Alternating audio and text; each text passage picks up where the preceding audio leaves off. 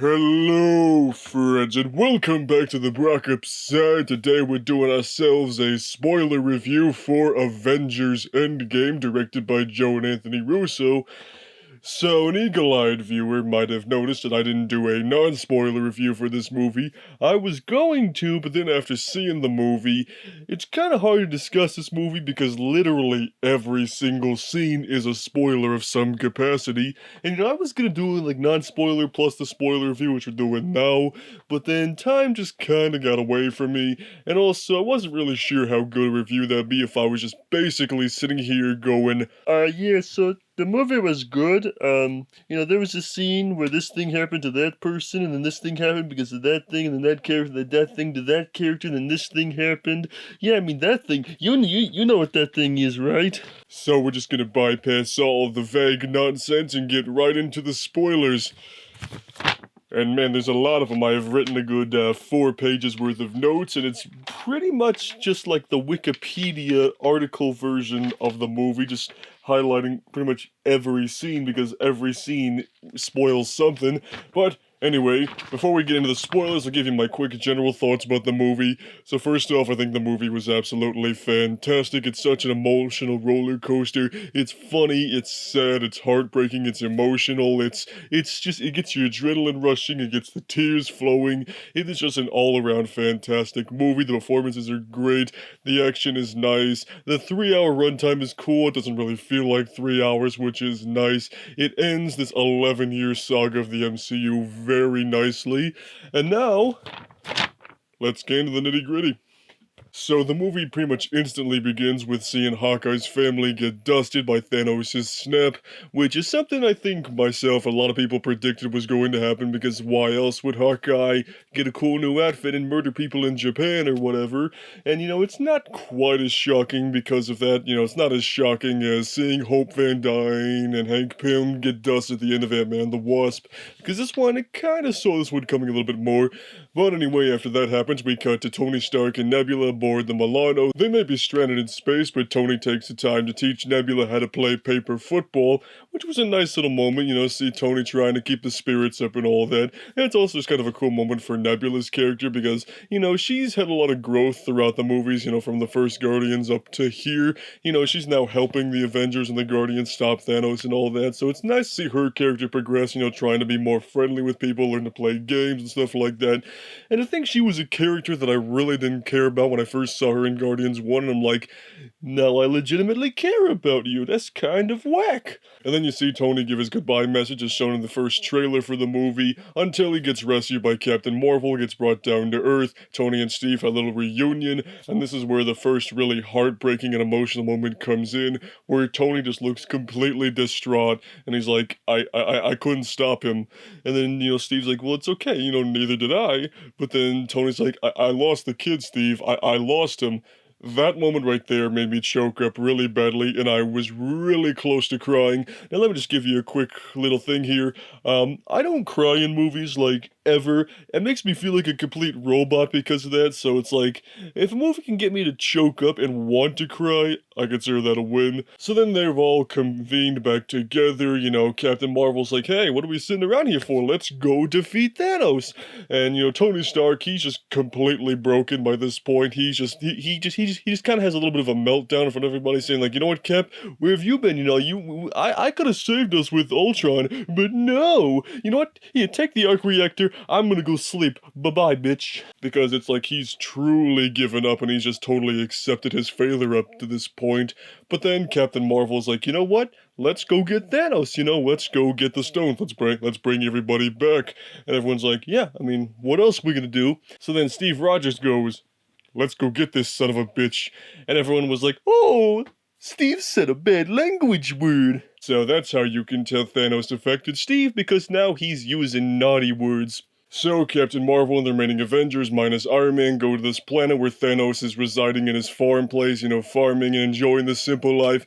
But then Captain Marvel and company, they bust in, they hold him down. Thor takes the Stormbreaker and just chops off his gauntlet arm, takes the gauntlet. But whoops, the Infinity Stones are now gone because Thanos destroyed them. So now, of course, they're all very much all different kinds of pissed. So then Thor takes the Stormbreaker and just decapitates Thanos, which was quite the shocking moment, but it was also kind of an applause-worthy moment. But it was like, whoa, you just killed Thanos, and the movie's only a couple minutes in. What are you supposed to do for the rest of the movie? So even though they've killed Thanos, cut to 5 years later, the world is all empty and poopy, but hey, there's less people, so less pollution and stuff. So we see where everybody is at that moment. Steve is running a support group. Tony and Pepper actually have a daughter now that they live in a lake house. That little bit of foreshadowing in Infinity War paid off, which is kind of nice. Professor Hulk is now a thing, yeah. So Bruce Banner apparently spent some time in a lab, combining himself with the Hulk, get the best of both worlds, so he's the big green strong part of Hulk, but he's still got the brains of Bruce Banner, which is a little weird, but I got used to it after a while. Also, the Hulk dabs now. That's definitely not something I was expecting to see. And then Black Widow is residing in the Avengers compound, I guess kinda sort of running the Avengers, keeping people, in different sections and stuff, like Rhodey's over here, Okoye's over there, Captain Marvel's on other planets, Rocket is doing that thing, and she looks very, very depressed. And this is kind of like a weird, bittersweet moment, because some of them have kind of moved on, like Steve is trying to help people get through this grieving process, and then Black Widow just does not want to let go of this because they just want to find some way to bring people back. But there were some other character changes that we have not gotten into yet, which we'll get into in just a moment. So then we cut to an impound lot in San Francisco where Ant-Man's van is residing, and then a rat accidentally turns on the quantum portal again, and Ant-Man shoots back into the real world 5 years later, but doesn't quite know it that, so he's walking around San Francisco like, whoa, what the hell just happened? So then he discovers half the population has disappeared. He finds this memorial service in a park. He's really happy he doesn't see Cassie lying his daughter there, but he sees that he's there. So he goes and reunites with his daughter Cassie, who is now 5 years older. They have this very emotional moment where they're back together again. It is just such a nice, heartwarming moment. It definitely would make you cry if you weren't me. It's just one of those really nice little moments, just kind of a spark of joy, but still a spark of sadness in there as well. So then Scott goes to the Avengers compound, explains that, hey, maybe we could use the quantum realm to travel back in time, get the Infinity Stones, make our own gauntlet, and snap everybody back to existence. So after Hulk is recruited, him and Rocket go to New Asgard on Earth, where Thor's in charge, and we get to see that Valkyrie, Korg, and Meek are alive and well, which is very, very nice. It was cool to see Meek and Korg, just that little tiny bit they're in there. It's like, hey man, we're alive. We're gonna go fight some purple guy, you wanna come? And then it's revealed that Thor has gone from the god of thunder to the god of Chungus. Yes, Thor put on some weight after lots of beer and pizza and cheese whiz. That was definitely not something I was expecting to see in this movie. And then on top of that, he Fortnite dances on some 10-year-olds over PlayStation Live or Xbox Live, whatever the hell PlayStation's networking thing is. And yeah, so Fortnite's now canon in the Avengers universe, which is definitely unexpected. So then for the rest of the movie, he's kind of rocking this Big Lebowski vibe there, which was pretty cool, and even Tony Stark calls him Lebowski, which was just hilarious. So then later, Tony cracks a code on time travel just kind of on a whim, and he just can't let it go, so now the Avengers are all back together. They divide up into teams, go back in time to when the certain Infinity Stones were in a certain place. So Iron Man, Ant-Man, Cap, and Hulk go back to 2012 in the Battle of New York from the first Avengers movie.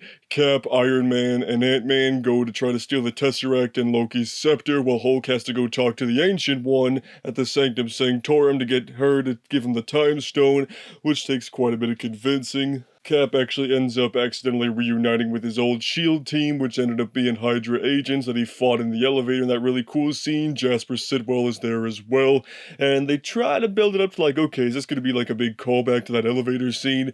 But no, it actually plays fairly calmly, and all Cap has to do to get the scepter from them is just go, "Hail Hydra," And then that was it. That was a hilarious moment because, there's that moment in the comics where Cap revealed to be a Hydra agent, and it was like, yeah, they're never gonna do that in the movies, but having a little reference like that was just really funny to watch. So then Cap runs into Cap from 2012, they have a little fight.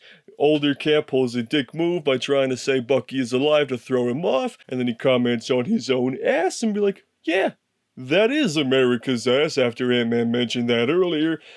Just a fun little joke, and yeah, I would definitely say that is America's ass. But then, just as you think they've succeeded in getting those two stones, they somehow lose the Tesseract, which then Loki, because he's still there because he hasn't been properly arrested yet, he takes the Tesseract and disappears, and that's kind of one of the small inconsistencies in the movie, because it's like, where did Loki go? What did he do with the Tesseract? That part is not really explained, which is a little weird. But then Hulk manages to get the Time Stone after convincing the Ancient One that's like, okay, we're gonna use it, but we'll bring it back so the timeline doesn't get completely screwed up. But now they still need to go and get the Tesseract again, so Tony mentions that he knows where it's going to be in 1971, along with more Pym particles, because they only had so many. So then Cap and Tony travel back to 1971, go to this military base where Hank Pym is building Pym particles, where there's also a cool little nod to like the original Ant-Man helmet, which is cool. But then they steal some more Pym particles, they get the Tesseract, Steve sees Peggy again through a glass window, kind of one of those just kind of those little depressing moments there. But then Tony actually runs into his father Howard, but of course he doesn't know it's his son, so they have a nice little conversation about parenting and stuff. Very bittersweet and just a really nice little moment there. So while they're doing that, Thor and Rocket travel to Asgard during the events of Thor the Dark World, so Rocket can extract the Reality Stone out of Natalie Portman's butthole, where Thor runs into his mother Frigga, who of course passed away in the events of that movie. They have a really nice heart-to-heart moment, which was a really touching moment because Thor at this point is very broken and thick, so getting a little pep talk from his mother was all he needed to get hope again.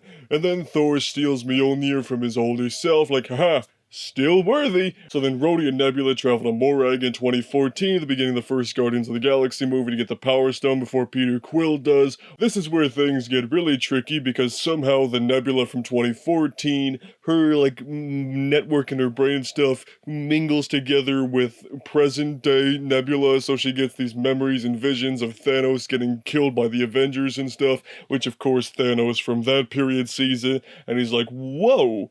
So you mean to tell me I succeeded in getting the stones and doing the snippety snap, and these guys are killing me because of it?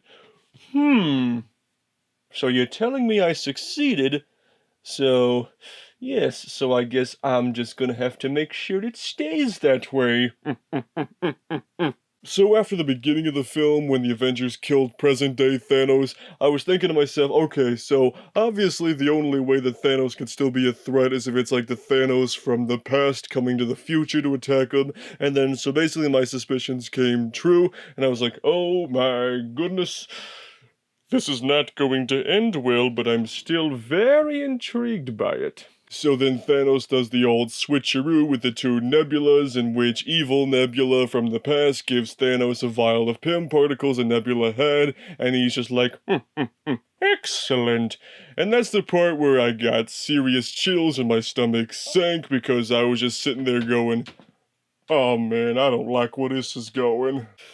But then Black Widow and Hawkeye make it to Vormir, where the Red Skull gives him the same old spiel about you must sacrifice what you love if you want to get the stone. So then both of them are very much ready to sacrifice themselves to save the other, to save the universe, and they kind of get into a fight about trying to stop each other from sacrificing themselves. It comes right to the edge of the cliff, literally, where eventually Black Widow is like, you know what, it's okay, please just go get this done, so please save everybody so you can see your family again. So then she sacrifices herself, Hawkeye gets the Soul Stone. It's one of those very heartbreaking moments in the movie, especially because Black Widow has been around in the MCU almost as long as Iron Man has, because she showed up 2 years later, so she's playing the character for like 9 years now, so she's definitely one of the more seasoned characters, which was just really depressing to see her die, especially since she was rumored to die in like Age of Ultron, like way back when.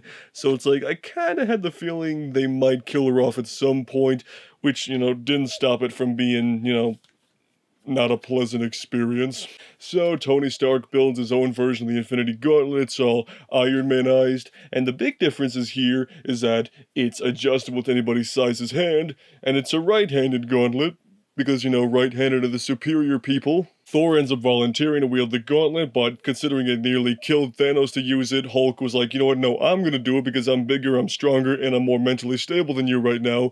So he does struggle with it as soon as, the Power Stones go through his veins and stuff like Thanos did, but he eventually succeeds, he does the snap, and things just seem a little more peaceful, and it's like, oh shit, did they actually just succeed in doing this? And then Hawkeye gets a call from his wife, so it's like, oh my god, they did succeed.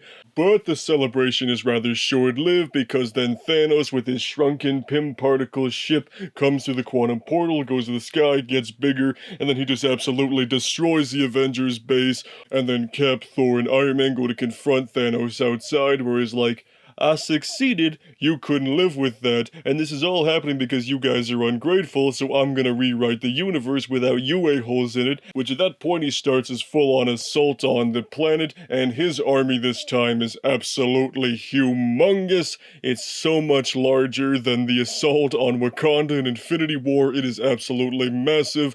The Avengers are hilariously outnumbered, and I was like, oh no, this is not going to end well, is it? But you know what? Cap, Iron Man, Thor are no longer fucking around. Thor is wielding both Mjolnir and Stormbreaker, and all three just start going to town on Thanos. And it's that moment I was just like, yes, this is awesome. This is exactly how they should have confronted Thanos the very first time, together, but then some bad crap happens, and they are very much more of a threat to Thanos together than they were separated like they were in Infinity War. But sadly, Thanos is still super powerful, and they don't exactly succeed, but, one of the most applause-worthy moments happens in the entire movie, where Cap wields Mjolnir and the shield, and everybody just lost their shit, myself included. This was such an amazing moment. It was something that was teased in Age of Ultron, seeing that Steve was kind of worthy, but then at this point, it's like, yeah, now he's very worthy. So now we get to see him, summon the lightning, hit Thanos with the hammer. It was just so cool. And he kind of needed a new weapon too, because the shield kind of got broken in half. Thanks a lot, Thanos, you're a real piece of shit. But then, the most exciting moment I've ever had in a theater occurred. You hear Sam on the intercom saying, hey Cap, on your left. So then a bunch of Doctor Strange portals open up, and then literally every hero in the Marvel Cinematic Universe shows up. And I do mean literally every hero. You've got Black Panther, Okoye, Shuri, Spider-Man, the Guardians, Doctor Strange, Ant-Man, the Wasp, Wanda, Falcon, Winter Soldier, along with an army of sorcerers and the entire Wakandan army. At this moment, the audience just could not stop cheering for several minutes straight, myself included. It was just such the most exciting thing in the entire movie. It's something that everybody has wanted to see for so long.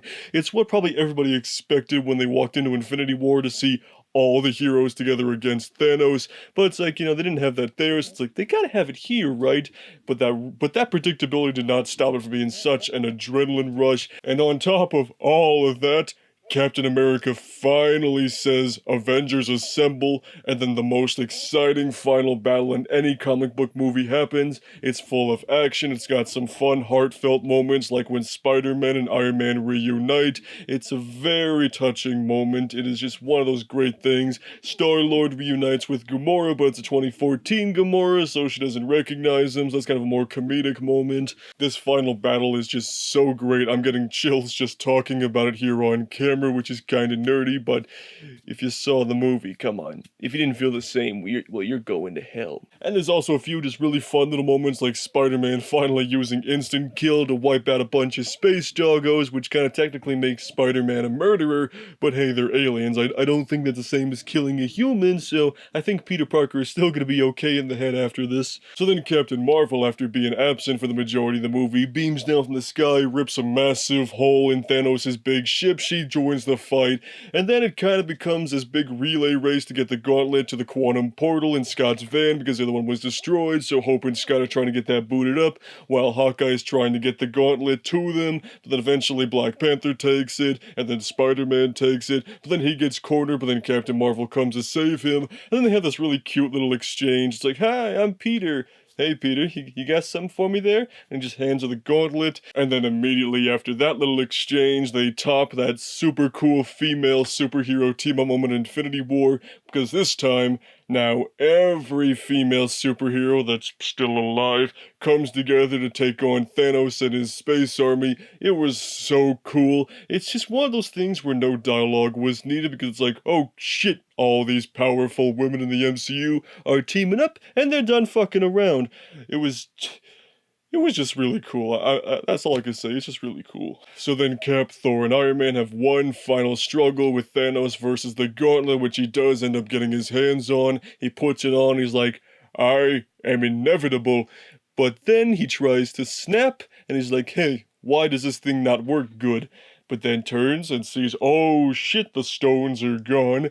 And then we cut to Iron Man, where we see the stones have been transferred over to his gauntlet on his suit, because, you know, he built that gauntlet, so at least he was smart about it.